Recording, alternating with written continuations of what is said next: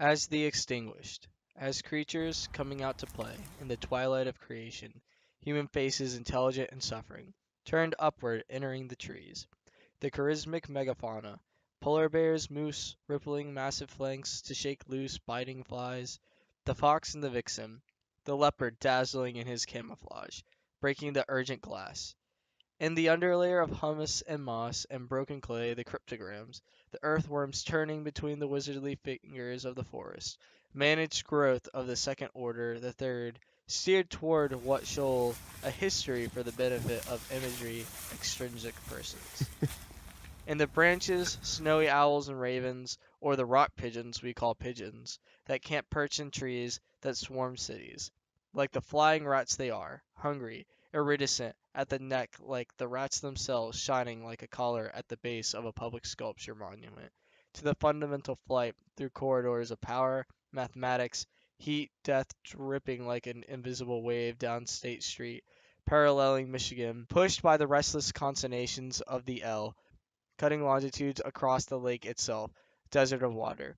Meeting the migrations of alien carp in cosmic rays, diving deep for the wreck of the Edmund Fitzgerald, or swimming invisible lines, boundaries policed by radar, from Canada, a mass of air launched by minute variations in temperature, push and pull over heat islands, carbon dioxide absorption, ozone exhaustion, invisible and intervening like a god, that which manifests through its actions on substance, not itself substance, weak forces, atmospheres, unnamed, unmet animal species gone extinct, whole geniuses, phyla, unknowledgeable kingdoms and principalities, coral reefs turned black like the crouched and burned angels, muscular sketches of our vanity, as in an etching by Blake, horizontal, the spiritual body, dividing like a hyphen the upper from the lower frantic messenger of betweenness.